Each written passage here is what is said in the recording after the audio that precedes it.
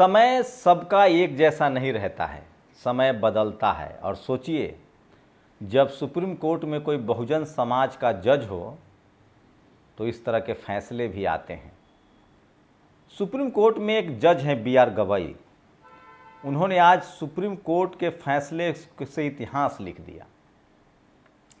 शायद ही शोषित वंचित समाज के लिए इस तरह का बड़ा फैसला आया होगा।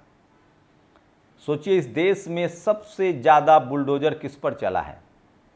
न कोर्ट न कचहरी। अगर आप सरकार के खिलाफ हैं, सत्ता के खिलाफ हैं, अगर आपकी बात सरकार को पच नहीं रही है, और ख़ासकर आप अगर मुस्लिम और दलित हैं, तो आपके घर पर बुलडोजर चल जाएगा। बुलडोजर तो एक दो सवर्णों पर भी चला है, लेकिन उनके छज्जे गिराए गए। याद है, कंगना रनावत के मुंबई में बुलडोजर चला था, लेकिन उतना ही बुलडोजर चला था जितना फर्जी था, जितना कब्जा किया हुआ था BMC ने चलाया था। पूरी बिल्डिंग नहीं ढहाई गई थी। याद है, एक ब्राह्मण समाज के युवा ने एक आदिवासी समाज के शरीर पर पेशाब कर दिया था। उसके घर पर ही बुलडोजर चला था, लेकिन दिखावे के लिए उसका एक छोटा सा शेड गिरा दिया गया था।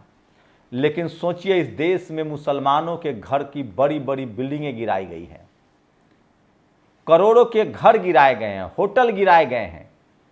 अभी बनारस में एक होटल गिरा दिया गया। यहां तक कि यूपी में योगी आदित्यनाथ की पहचान बुलडोजर बाबा की हो गई थी। उसके बाद जहां जहां बीजेपी शासित राज्य था, राजस्थान में बुलडोजर चले, मध्य प्रदेश में बुलडोजर चले, यूपी में तो प्रदर्शनकारियों के घर पर बुलडोजर चले, और सब कुछ सब देखता रहा। लेकिन जैसे ही ये मामला एक SC समाज के जज के सामने आया, B.R. गवई साहब SC समाज से हैं, उनके सामने जब ये फैसला आया तब उन्होंने समझा। उन्होंने एक कविता लिखी है कि घर बनाना हर किसी का सपना होता है, आप किसी के सपनों को नहीं तोड़ सकते हैं। संविधान की उन्होंने व्याख्या की है कि संविधान किसी को बेघर करने की बात नहीं कहता है, नहीं तो जंगल में लोगों को बांध दिया जाता। आखिर किसी को सजा भी होती है तो एक 4 दीवारी और छत, उसको जेल मिलता है। तो सोचिए, सबसे बड़ी खबर है, और इसीलिए अखिलेश यादव ने कहा है कि बुलडोजर पर ब्रेक लग गया है, अब क्या करेंगे योगी आदित्यनाथ। और सोचिए, वो कौन लोग थे जो बुलडोजर चलने पर खुश होते थे? वो कौन हैं जो आज कटेंगे और बटेंगे का नारा दे रहे हैं? ये वही लोग हैं जिन्होंने कभी सिखों के खिलाफ नरसंहार करवाया हिंदू और सिख के नाम पर। ये वही लोग हैं जो आज हिंदू और मुसलमान के नाम पर मुसलमानों पर अत्याचार कर रहे हैं।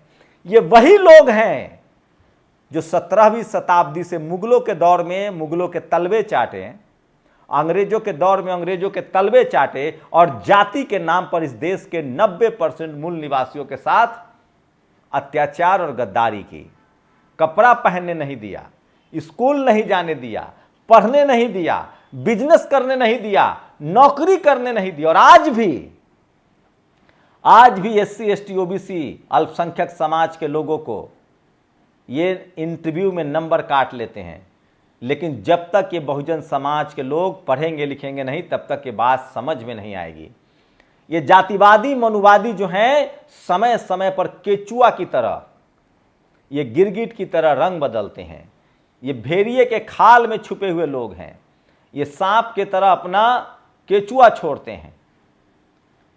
कभी इन्होंने सिखों का नरसंहार करवाया, उस समय हिंदू सिख का नारा दिया।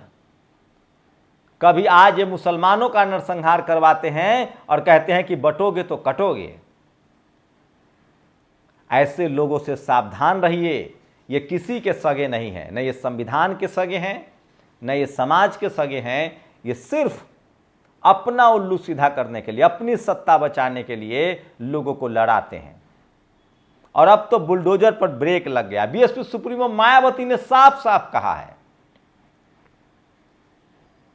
कि बुलडोजर पर रोक लगाना एक अच्छी पहल है। यूपी में न्याय की सरकार होनी चाहिए। ये बनाना रिपब्लिक नहीं है, देश संविधान से चलना चाहिए। सोचिए, किसी अधिकारी की इच्छा हो गई और वो बुलडोजर चला देगा। सुप्रीम कोर्ट ने कहा है कि ऐसे तो कोई अधिकारी चाहेगा उस पर बुलडोजर चला देगा, क्या अधिकारी जज हो गया? तब तो जिसकी सरकार रहेगी वो दूसरे पर बुलडोजर चलाता रहेगा। यही नहीं तो मायावती जी ने इसके खिलाफ बोला है, अखिलेश यादव ने इसका समर्थन किया है और देश भर से लोगों ने बुलडोजर के खिलाफ बड़ा आंदोलन चलाया है। और इससे साफ है कि बुलडोजर से किन लोगों का नुकसान हो रहा था। लेकिन यह कैसे संभव हुआ? जब सुप्रीम कोर्ट में एक एससी समाज का जज है। मैं इसलिए बार बार कहता हूं, इस देश में सबको तभी न्याय मिलेगा, इस देश के लोग तभी मजबूत होंगे जब इस देश में चपरासी से लेकर चीफ जस्टिस तक हर समाज के लोग बैठे होंगे। यूपी में, राजस्थान में, मध्य प्रदेश में, तमाम जगह पर जहां बुलडोजर चला है उसमें सबसे ज्यादा बुलडोजर मुसलमानों पर चला है, उसके बाद दलितों पर चला है, उसके बाद पिछड़ों पर चला है। सोचिए कि यादव जिसकी पहले हत्या कर दी गई थी, बाद में कुछ और लोग की हत्या हुई, उसके घर भी बुलडोजर चलाने की बात हो रही थी। सोचिए इस देश में किस तरह से आज भी एससी, एसटी, ओबीसी, किसान, अल्पसंख्यक समाज के लोग अपने संवैधानिक अधिकार के लिए बोलते हैं तो उनको किस तरह से एफआईआर में फंसाया जाता है। अभी सोचिए इलाहाबाद में छात्र धरना प्रदर्शन पर हैं, 11 छात्रों को कहा जा रहा है कि अरेस्ट किया गया है। एक यादव समाज के छात्र को अरेस्ट कर लिया गया है, उनके घर वाले कह रहे हैं कि पता नहीं है कि उनको कहां ले गए हैं। तरह तरह से आप पत्रकार, सोचिए प्रशांत कनौजिया को गिरफ्तार किया गया था। मैं फिर कह रहा हूं, आज के समय में जातिवाद और मनुवाद के खिलाफ बोलने की जिम्मेदारी एससी, एसटी, ओबीसी की है। जो आपके साथ हुआ, मैं मानता हूं इस बात को कि मुगलों के दौर में जातिवाद के नाम पर अत्याचार हुआ, मुगल नहीं बोले, यह सच है। मुगलों के दौर में ही जब मुस्लिम राजा थे, उसी दौर में तमाम जातिवाद, मनुवाद को हवा दी गई, उनको पाला पोसा गया, ये बात ठीक है। लेकिन मुगलों का बदला आप जुम्मन मियां से लेंगे? मैं फिर कह रहा हूं, ठीक कहते हैं दिलीप मंडल कि 75 साल पहले क्या हुआ उसको भूल जाइए, बिल्कुल भूल गए, लेकिन 75 साल में जो हुआ है वो तो याद रखेंगे। चाहे कांग्रेस हो चाहे बीजेपी हो, इन दोनों दलों ने हमेशा से इस देश के एससी, एसटी, ओबीसी, अल्पसंख्यक के समाज के साथ अत्याचार किया है। इस देश में सांप्रदायिकता के नाम पर मुसलमानों को निशाना बनाया गया। इस देश में हिंदू सिख के नाम पर सिख दंगा हुआ। तब कौन थे? सबसे ज्यादा सांप्रदायिक दंगा कांग्रेस के राज में हुआ है, यह भी फैक्ट है। मुसलमानों पर सबसे ज्यादा बड़े बड़े अत्याचार इस देश में, सिखों का नरसंहार कांग्रेस के राज में हुआ है। और इस देश में 65 साल तक एससी, एसटी, ओबीसी के साथ जातिवाद कांग्रेस के राज में हुआ है।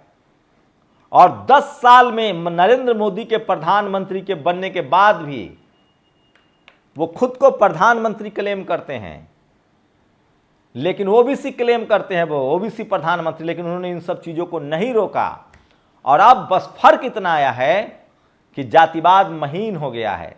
एससी, एसटी, ओबीसी, अल्पसंख्यक समाज के बच्चों को नौकरी नहीं दी जा रही है, युवा बेरोजगार हैं और धर्म के नारों पर उनको भड़काया जा रहा है, उनको सांप्रदायिक बनाया जा रहा है।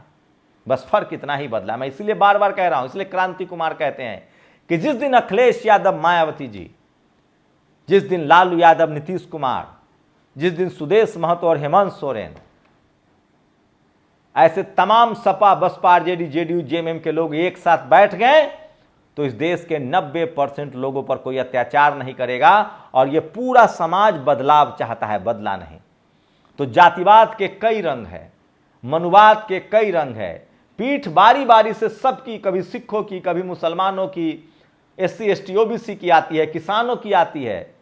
लेकिन मारने वाला वही जातिवादी, मनुवादी रहता है जो बांटो और राज करो पर आपको लड़ाता है। लेकिन सोचिए, एक दलित समाज के आने वाले जज ने इस देश के करोड़ों लोगों के सपनों को कैसे बचा लिया है। आपको यह मामूली फैसला लगता है? एक अदना सा अधिकारी चाहता था वो घर पर बुलडोजर चलवा देता था। बस वो ये देखता था कि ये घर मुसलमान का है तो चलवा दो, पिछड़ों का है तो चलवा दो, आदिवासी का है तो चलवा दो, दलित का है तो चलवा दो। अरे कराइए जाति जनगणना, दूध का दूध और पानी का पानी हो जाएगा कि कितने एससी, एसटी, ओबीसी के लोग क्रिमिनल हैं और कौन हीरा चोरी करके बाहर बैठा है और कौन खीरा चोरी के झूठे आरोप में जेल खट रहा है। इस देश में जब तक रिजर्वेशन लागू नहीं होगा, जब तक जाति जनगणना नहीं होगी, और अभी तो अब जाकर सोचिए, अब जाकर तमाम पॉलिटिकल पार्टी ऐसे बोलते हैं जैसे लगता है SC ST OBC बोल रहे हैं। तो सुप्रीम कोर्ट ने बुलडोजर के पर ब्रेक लगा दिया और कहा है कि किसी भी कीमत पर बुलडोजर नहीं चलेगा, आपको नोटिस देना पड़ेगा, सामान खाली करवाना पड़ेगा, और बुलडोजर तभी चलाना पड़ेगा जब वो अवैध जमीन पर बना हो, जब वो दूसरे के जमीन पर बना हो। आप किसी आरोपी को या किसी दोषी का घर नहीं गिरा सकते हैं, क्योंकि एक दोषी के लिए उसका पूरा परिवार जिम्मेदार नहीं है। और ये इसलिए हुआ कि सुप्रीम कोर्ट में एक SC समाज का जज है। मैं इसलिए कह रहा हूं, जब तक कॉलेजियम सिस्टम खत्म नहीं होगा, जब तक चपरासी से लेकर चीफ जस्टिस तक हर समाज के लोग नहीं होंगे, तब तक सबको न्याय नहीं मिलेगा। यह देश जातिवाद के बीमारी से इतना अंदर तक ग्रसित है कि जातिवाद है कि जाति नहीं है। जाति नहीं है, इसका एक ही इलाज है बाबा साहब का संविधान, इसका एक ही इलाज है रिजर्वेशन, इसका एक ही इलाज है जाति जनगणना। और जब हर समाज के, हर वर्ग के, हर जाति के लोग चपरासी से लेकर चीफ जस्टिस के पद तक बैठे रहेंगे, तब सबको न्याय मिलेगा। और ये होगा, एक दिन न एक दिन होगा, और हो भी रहा है। आज कांग्रेस हो या बीजेपी हो, बगैर SC ST OBC बोले वो राजनीति नहीं कर सकते हैं। जिस दिन इस देश के SC ST OBC के लोगों ने, अल्पसंख्यक लोगों ने, किसान लोगों ने अपने संवैधानिक अधिकार के लिए संवैधानिक तरीके से लिखना पढ़ना शुरू कर दिया, उस दिन जातिवाद मनुवाद अंतिम सांसें गिनेगा, उसका खात्मा होगा, और हम एक बेहतर समाज, एक बेहतर मुल्क और एक मजबूत मुल्क बनेंगे। आप लोग अपनी प्रतिक्रिया जरूर दीजिए। और मैं फिर कह रहा हूं, जो लोग सांप्रदायिक दंगा कराते हैं, जातीय हिंसा कराते हैं, वो सचमुच इंसान कहलाने लायक नहीं है। वो इंसान के रूप में हैवान है, चाहे वो किसी भी लाभ के लिए करवाएं, वोट के लिए जातिवाद करें या सांप्रदायिक हिंसा कराएं।